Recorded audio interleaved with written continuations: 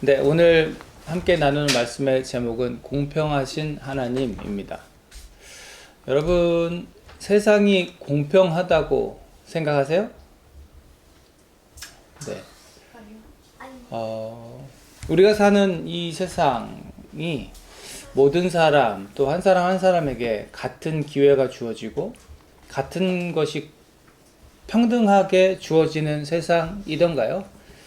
그렇지 않기 때문에 아까 제가 여러분께 여러분 우리가 사는 세상이 공평한 세상인가요? 하고 물어봤을 때 여러분이 바로 이렇게 고개를 저으시고 아니라고 대답을 하셨을 거예요. 꽤 오랜 세월 동안 많은 사람들이요, 모두가 공평하게 모두가 똑같이 살 수 있다는 신념을 가지고 사회주의 그리고 공산주의로 대변되는 그 이념을 가지고 모두가 평등한 사회를 꿈꾸었던 때가 있었습니다. 그러나 결국에는 몇몇 국가를 제외하고 지금 공산주의는 실패한 것이라는 것을 증명하게 되었고요. 많은 나라들이 자본주의, 시장경제, 그리고 민주주의 체계에서 어떻게 하면 좀 더 평등하게 살 수 있을까를 고민하면서 애를 쓰고 있는 상황입니다. 그렇지만 여전히 세상은 공평하지 않고 평등하지 않은 것 같아요. 잘 안 되는 것 같습니다. 인류는 역사상 가장 풍요로운 시절을 보내고 있다고 해요. 네, 지구 역사상 가장 많은 것들을 누리는 이 시대를 살고 있는데, 그럼에도 불구하고 여전히 세상에는 많은 불평등들이 존재합니다. 부자와 가난한 사람들의 소득 격차가요 점점 벌어지고 있어요. 여러분, 제가 문제 한번 내볼게요. 상위 1%, 지구상에서 부자 1%, 그러니까 100명 중에 1명의 부자, 그 사람들이 이 온 세계의 그러니까 재물 중에 몇 퍼센트를 가지고 있을까요? 상위 1%가 가지고 있는 재물. 제가 연구 좀 해봤어요. 챗GPT하고 대화도 해보고. 상위 1%가요 40% 이상의 재물을 가지고 있다고 합니다. 아니 70%까지는 되지 않지만 40%라고 하면요 엄청난 거예요. 상위 1%가 40%의 재산을 가지고 있다. 엄청난 불평등을 보여주는 자료입니다. 단순하게 봐도요, 경제 논리로만 봐도 세상은 공평하지 않아요. 또 어때요? 여러분 병원 갈 일 생기면 가끔 그런 일이 없어야 되는데 가끔 병원을 가면 무슨 생각을 하게 되죠? 아픈 사람이 참 많다. 건강하게 이렇게 지내는 사람들도 있지만요, 몸이 불편해서 어려움 당하고 사는 사람들도 여전히 세상에는 많이 있습니다. 많이 가진 사람도 있지만 적게 가진 사람도 있는 거고요. 어떤 나라는 평화를 누리지만 어떤 나라는 늘 끊임없는 전쟁 때문에 고통당하고 있습니다. 억울한 사람은 늘 많고 세상은 여전히 그렇게 불공평해 보이죠. 오늘 본문 말씀을 제가 읽으면서 묵상했던 것이 바로 이 억울함과 불공평한 세상입니다. 우리가 앞에서 계속 살펴본 것처럼 바울은 지금 감옥에 있고요. 감옥에 있는 세월이 벌써 얼마를 넘었죠? 2년을 넘었습니다. 여러분이 이제 바울이 돼서 한번 감정이입을 해보세요. 내가 지금 2년 넘게 감옥에 갇혀 있다. 근데 나는 죄를 지은 것이 하나도 없다. 나를 고발하는 사람들도 내가 죄 지었다는 증거를 아무것도 제시하지 못하는데 여전히 나는 감옥에 갇혀 있다. 억울하겠죠? 불공정하다고 느끼지 않을까요? 이렇게 감옥에 2년 넘게 갇혀 있는데 자신을 가두었던 총독 벨릭스나 또 그 벨릭스 이후에 후임 총독으로 왔던 누구요? 베스도도 자신들의 정치적인 유익 그리고 이익을 위해서 자기가 억울하다는 걸 알고 있으면서도 풀어주지 않고 있는 상황이 2년을 넘었어요. 그리고 세월이 흘렀음에도 불구하고 여전히 밖에 있는 유대인들은, 유대의 지도자들은 어떻게 하기를 원해요? 바울을 사형 선고 내려 죽이기를 원하고, 그것도 안 되면 바울이 밖에 호송을 당할 때 테러를 해서 죽이려는 생각까지도 하고 있는 거죠. 사랑하는 여러분, 만약에 여러분이 바울이라고 한다면요, 한번 감정을 좀 더 이입해 봅시다. 내가 그런 일을 당하고 있다고 생각해 보세요. 억울한 일 당하는데 2년 넘게 갇혀 있고, 나를 죽이려고 하는 사람들, 나를 그렇게 죽도록 미워하는 사람들이 막 나를 둘러싸고 있는 상황. 억울하지 않겠어요? 너무 답답하고 너무 괴로운 현실 아니겠습니까? 베스도 총독이 왔을 때 바울이 좀 기대했을지 몰라요. 이 사람은 공명해 보이고 좀 신속하고 빠르게 이제 일을 처리해 줄 사람처럼 보인다. 그리고 이 재판관으로서 자신을 좀 풀어주지 않을까라는 기대를 했을 수도 있어요. 그런데 결과는 어때요? 여전히 베스도 총독이 부임한 이후에도 달라지지 않는 거죠. 여전히 모함받고 있고, 여전히 고발당해서 여전히 감옥에 있는. 오히려 그를 고발하는 사람들은 증거도 없는데, 요즘에 여러분 무고죄라고 아세요? 무고죄? 아무 죄 없는 사람을 고발하는 죄. 무고죄를 저지른 저들은 처벌받지 않고 권력자들과 함께 여전히 힘을, 권력을 나누어 갖고 있는 저 상황이 바울 보기에는 매우 답답하고 불평등, 불공정하게 느껴지지 않았을까. 제가 그 바울이었다면 너무 불공정하고 불공평하다 느꼈을 것 같아요. 사랑하는 여러분, 분명한 것은요, 성경이 말씀하고 있는 공평이라고 하는 것은요, 세상에서 우리가 이야기하는 공평과 개념이 좀 다르다는 겁니다. 세상의 공평은 어떤 거예요? 얼마나 공정하게 나누는가, 얼마나 똑같이 나눠 갖는가, 이것에 초점을 맞추고 있다면, 여러분, 성경이 말하는 공평, 하나님의 공의는 뭘까요? 얼마나 하나님과 관계가 바로 서 있는가. 네, 그것이 기준이 되는 겁니다. 하나님과 관계가 바로 서 있는 사람과 그렇지 않는 사람과의 차이를 두고 성경은 불공평하다, 불공정하다고 말하지 않는 거죠.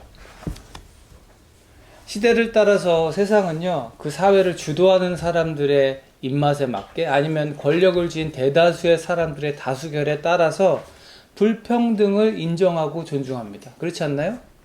다수결로. 민주주의 우리가 참 좋아하지만, 차선으로 우리가 민주주의 사회에서 살고 있지만, 민주주의가 완벽하지 않잖아요. 여전히 민주주의 사회에도 불공정한 부분이 있고 불완전한 부분이 있습니다. 그렇지만 공의의 하나님의 관점에서 볼 때는요, 예수 그리스도를 믿는 믿음 안에서 주어지는 하나님의 나라라고 하는 상은요, 그 은혜는요, 결코 개개인에 있어서 차이가 존재할 수 없는 그런 것이죠. 세상의 공평과 하나님의 공의는 그렇게 다른 겁니다. 그럼에도 불구하고 우리는 어디에 지금 살고 있나요? 세상의 중심에 있습니다.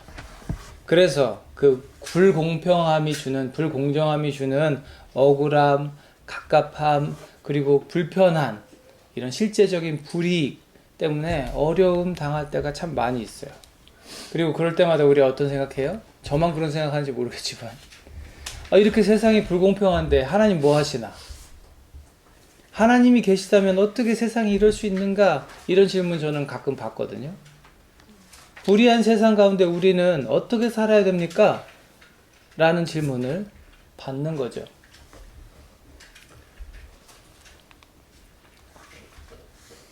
Fall 9이라고 들어보셨어요? 저도 공부하면서 이번에 알았는데, Fall 9. 9가 4개.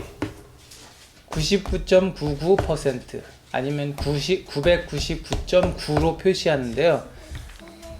금을 표시할 때 쓰는 용어입니다. 여러분, 여기 제가 골드바 사진 올려놨는데 요즘에 금값이 엄청 비싸대요. 이 순금이라고 부르는 금이거든요. 제가 지금 손가락에 이 반지를 끼고 있는데 이 반지 금반지인데 이 반지는 순금 반지는 아니에요. 보통 이렇게 손에 끼는 반지는 이렇게 쉽게 구부러지거나 하면 안 되니까 다른 금속을 섞습니다. 그래서 뭐 14K, 18K, 24K 이렇게 구분을 하는데 저 금은요 순금이에요. 아무것도 섞이지 않은 순금. 그러면 저기에 100%라고 써야 100%라고 써야 순금인데 왜 99.99, 99.9 이렇게 표시를 할까요? 네, 몇 가지가 있는데 그 중에 한 가지를 얘기했어요. 이게 기술적인 한계 때문에요. 0.0001% 이 불순물을 완벽하게 제거하는 게 어렵대요. 그리고 제거하려고 애를 써서 점점 100%에 가깝게 만들 수는 있지만 그렇게 하는데 들어가는 시간과 비용이 너무 많이 들어간다는 거예요. 그러니까 다 약속을 한 거죠. 우리 99.99까지 되면 우리 순금이라고 합시다. 여기서 우리 순금이라고 합시다. 해서 저렇게 새겨 놓는 거예요. 그래서 100%는 아니지만 불순물이 섞여 있지만 0.01%라도 0.00001%라도 불순물이 섞여 있지만 우리는 저것을 순금이라고 부르고 순금의 값으로 거래합니다. 만약에 여러분 누가 99.9% 골드바를 여러분에게 준다면 여러분 반응이 어떨까요? 아 뭐예요 100% 아니잖아요. 안 가죠? 이거 거절하시겠어요? 아니면 아 고맙습니다 하고 받으시겠어요? 어떻게 하시겠어요? 안 받을 거예요. 뭐가요? 제가 이 사실을 알려드릴게요. 순금 1kg 저거 골드바 한 개의 요즘 시세가요. 시세가 잘 들으세요. 2억 1,576만 6,860원이에요. 저거 한 개, 요거 한 개가 2억 1,576만 6,860원이래요. 자, 다시 묻겠습니다. 누가 줬는데 99.99예요. 100이 아니야. 자, 선물로 드리겠습니다. 하면 여러분 어떻게 반응하실까요? 안 받아요. 비싸서. 고맙습니다 하고 받을 거예요. 저도 안 받아요. 왜요? 100%가 아닌데요.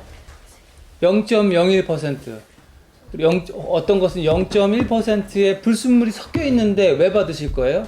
왜냐면은 어쨌든 그 요만큼의 불순물이 섞여 있든지 말든지 그 금의 값어치는 얼마니까? 2억 1,000 뭐시기니까. 에이 안 돼서 비싼 고맙지만 사랑하는 여러분, 불공정한 세상 가운데서 성도인 우리가요 공평하신 하나님을 찬양할 수 있는 까닭이 바로 여기에 있습니다. 다시 오실 예수님, 그분이 다시 오시는 그날에 완성될 하나님 나라, 그리고 이미 나에게 허락되어서 내가 맛보며 누리며 살고 있는 그 하나님 나라의 특권, 그 은혜, 그게 너무나도 큰 줄로 믿으시길 바랍니다. 저만큼가요? 너무나도 큰 줄로 믿습니다. 세상은 줄 수 없고 알 수도 없는 참 평안을 내게 이미 주신 예수 그리스도. 그것도 값을 치르지 않고 선물로 주신 그분의 은혜 앞에서요. 우리가 지금 이 땅 가운데 살아가면서 겪고 있는 그 불평등과 온갖 어려움들은요. 마치 저 골드바에 섞인 0.0001%의 불순물과 같다는 거죠. 우리가 누리는 은혜가 너무나도 크고 앞으로 장차 누릴 하나님 나라의 가치가 얼만큼 큰지를 우리가 깨닫게 되면 우리의 삶 가운데 우리에게 찾아오는 그 0.000000000001%의 그 불공정함, 그 불순물들은 아무것도 아니다라고 우리가 고백할 수 있는 거죠. 사도 바울은요 빌립보서에서 이렇게 고백합니다. 나는 내게 이루었던 것은 무엇이든지 그리스도 때문에 해로운 것으로 여기게 되었습니다. 그뿐만 아니라 내 주 예수 그리스도를 아는 지식이 가장 고귀함으로 나는 그 밖의 모든 것을 해로 여깁니다. 나는 그리스도 때문에 모든 것을 잃었고 그 모든 것을 오물로 여깁니다. 여러분 여기서 오물이라고 세번역은 번역하고 있는데 다른 성경에서는 뭐라고 번역해요? 여기 재겸이가 제일 좋아하는 거. 똥. 사도 바울은요, 예수를 알게 됨으로 자기가 가졌던 모든 것들은 이제 똥처럼 여깁니다. 여러분, 똥이 뭐예요? 화장실 가서 저 냄새 나니까 얼른 물 내려서 쓸어 내려보내는, 내게서 멀어져야 할 것들, 내 몸에서 필요 없는 것들, 냄새 나고 쌓이면 병되는 그런 것들이 바로 배설물이죠. 그리스도 예수를 알게 된 자신에게 이제 세상의 모든 것은 그저 오물이다, 이렇게 고백하는 거예요. 그리스도 때문에 나는 모든 것을 잃었습니다, 이렇게 말하는 그는 역설적이게도요, 세상의 모든 것을 잃을수록 나는 정금과 같이 하나님 나라를 위해 사용되었습니다 라고 말하고 있는 거죠. 마치 불순물을 제거할수록 순금에 가까워지는 것처럼 세상의 유익들을 내게서 제할수록 나는 주님과 함께 할 수 있습니다 라고 말하고 있는 거죠. 이 관점에서 보면 주님의 이 말씀이 이해가 됩니다. 부자가 하나님 나라에 들어가는 것이 커다란 낙타가 바늘 구멍에 들어가는 것보다 쉽다. 주님의 말씀은 언뜻 이해가 되지 않지만 아까 그 고백에 비추어서 보면 이해가 되죠. 왜냐하면 그 부라고 하는 것을 움켜쥔 사람들, 그 부자, 재물, 그것을 불순물로 여겨서 움켜쥐지 않고 자신을 오염시키지 않도록 경계해야 정금과 같이 될 수 있고, 그 정금과 같이 된 사람들의 나라인 하나님의 나라에 들어갈 수 있다. 그런데 부자, 모든 부자가 그렇다는 게 아니라 어렵다고 말씀하시잖아요. 모든 부자가 그런 건 아니지만 부자가 하나님 나라 들어가는 것이 낙타가 바늘귀에 들어가는 것보다 어렵다. 또 이런 말씀도 하셨어요. 모든 하나님 나라는 어린이들과 같은 사람들의 것이다. 이 말씀도 이해가 되죠. 여러분, 어린이들의 특징이 뭐예요?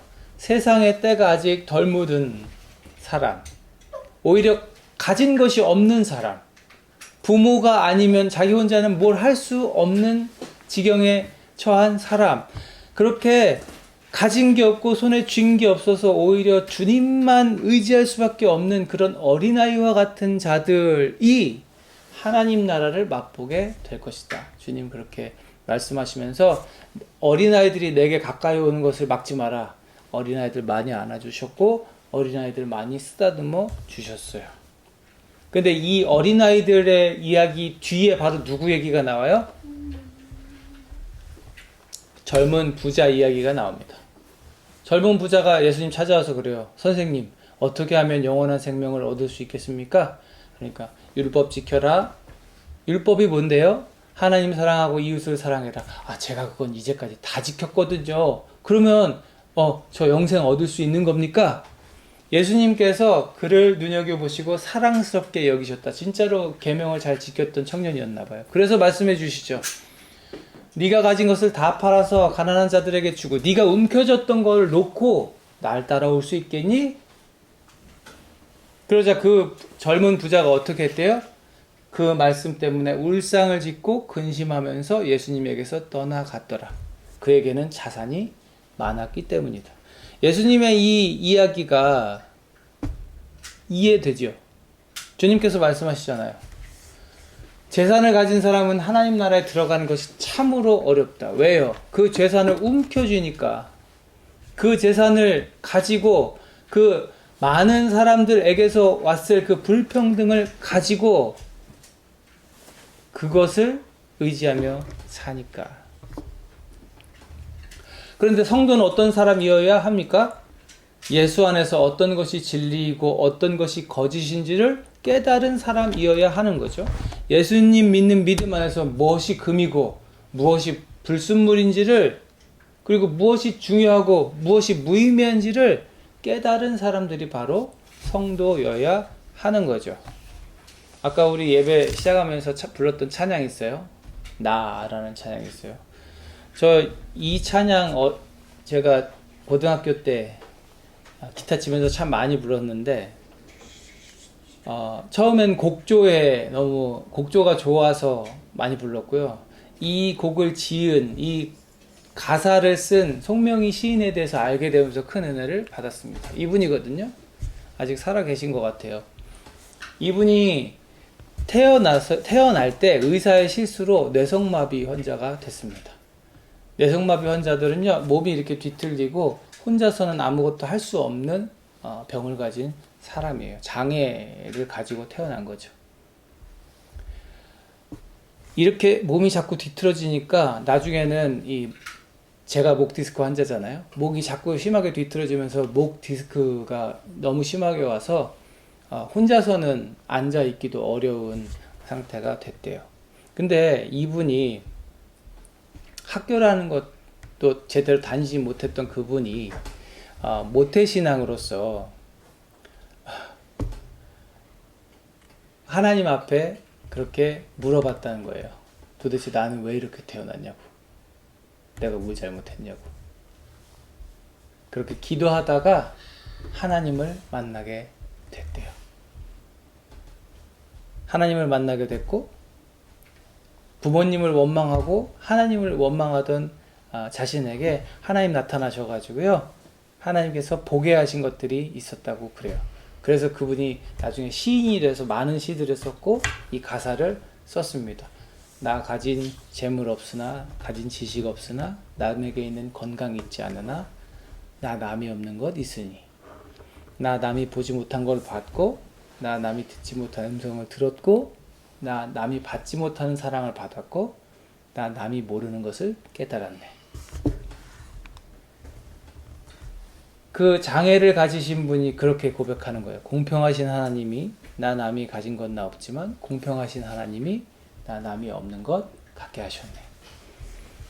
사랑하는 여러분, 일반인도 이런 고백을 할 수 있다면 얼마나 귀하겠어요. 그런데 하물며 뇌성마비를 가지고 일평생을 장애와 싸우면서 살아야 했던 한 분이 공평하신 하나님을 찬양합니다.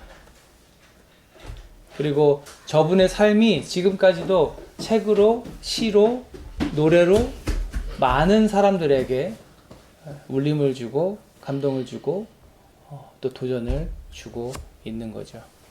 사랑하는 여러분, 저는 영원한 하나님 나라를 소망하는 이에게 이 세상에, 짧은 이 세상 가운데의 불공평은 0.00001%의 불순물에 불과하다고 저는 믿습니다.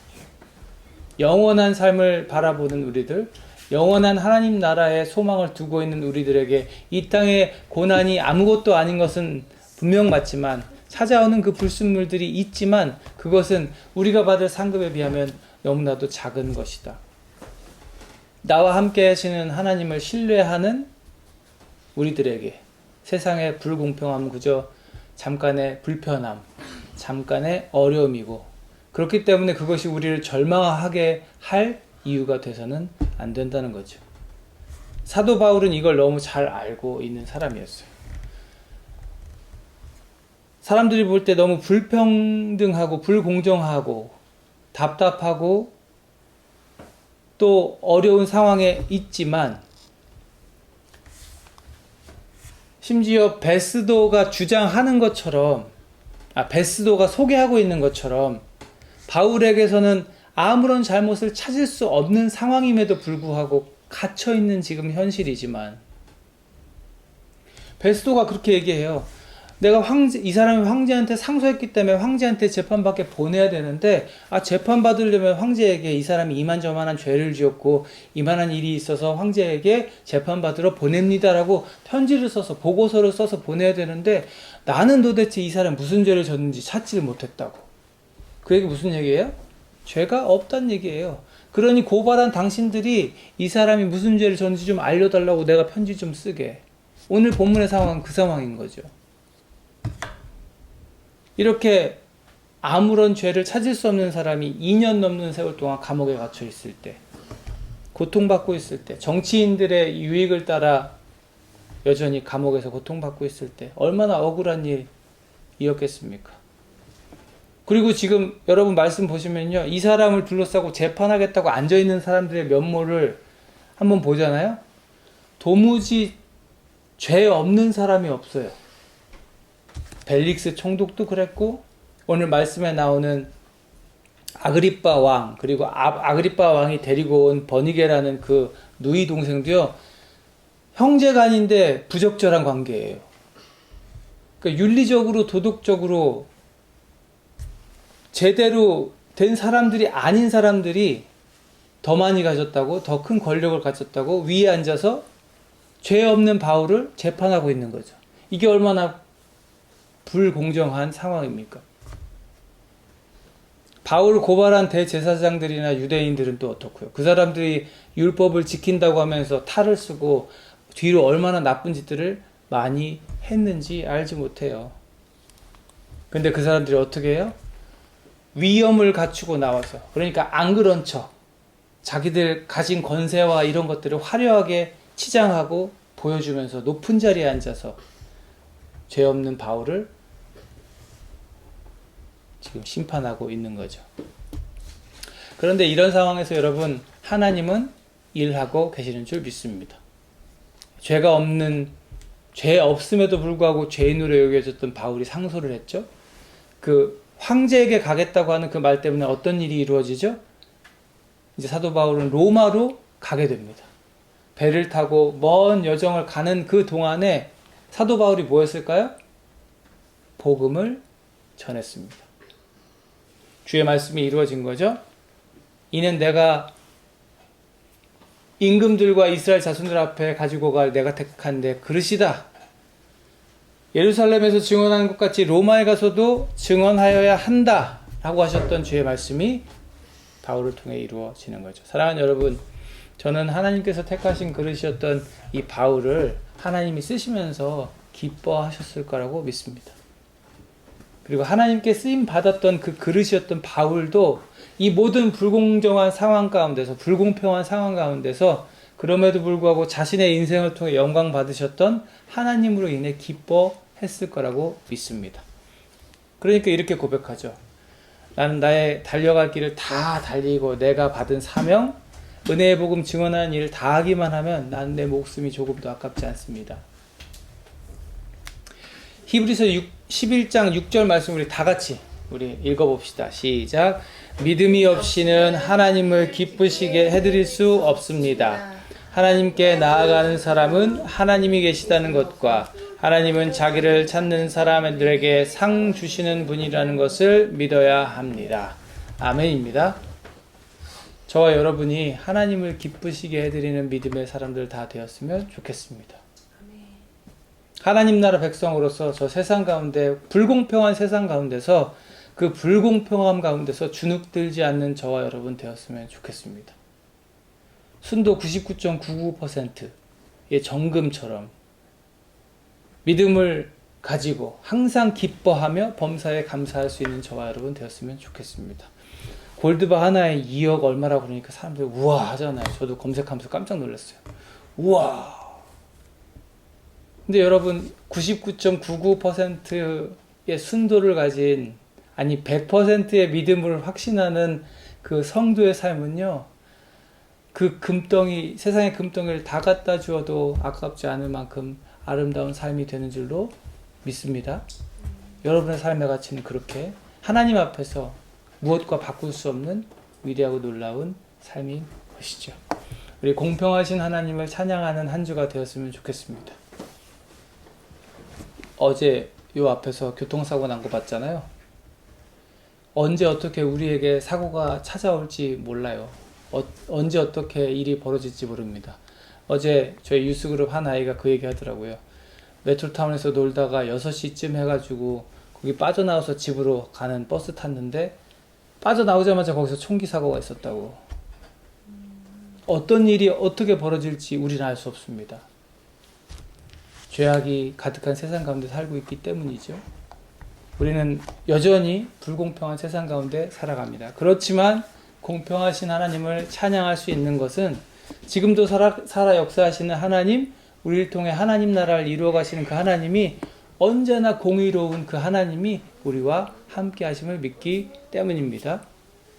오늘 내 하루의 삶이 세상이 주는 억울함, 세상이 주는 그 불공평함에 영향을 받지 않는 삶 되기를 간절히 소망합니다. 나는 그것에 구애받지 않는다고 선포하는 여러분들 됐으면 좋겠어요. 믿음으로 담대하게 선포하면서 또 하나님, 공평하신 하나님을 찬양하면서 그렇게 하나님께 영광 돌리는 이번 한 주가 여러분의 삶 되시기를 주님의 이름으로 축복합니다. 기도하겠습니다. 하나님 감사합니다. 공평하신 하나님을 찬양합니다. 여전히 세상 가운데 머물며 우리의 삶의 자리에서 억울하고 답답하고 때론 괴롭고 불공평함에 가슴 치는 일들을 여전히 겪고 있는 우리들이지만 그 모든 것이 우리의 믿음을 흔들 수 없음을 이 시간 선포합니다. 믿음으로 하나님 앞에 서겠다고 결단합니다. 그래서 우리의 삶이 공평하신 하나님을 찬양하며 우리에게 이미 하나님 나라를 허락하신 하나님의 은혜와 사랑을 찬양하는 삶 되기를 간절히 소망합니다. 시작된 한 주가 그런 삶 되게 하여 주옵소서. 이제는 우리 구주 예수 그리스도의 은혜와 아버지 하나님의 무한하신 사랑하심과 성령님의 내주 감화 감동 교통하심이 우리의 삶을 통하여 우리의 모든 삶의 자리에서 공의의 하나님, 사랑의 하나님, 은혜의 하나님을 선포하며 진리요 길이요 생명 되신 우리 예수 그리스도를 증거하는 삶 살겠다고 결단하고 다짐하는 여기 있는 사랑하는 백성들 머리 위에 저들의 삶과 앞길 위에 이제로부터 영원토록 함께 하시옵기를 간절히 축원하옵나이다. 아멘.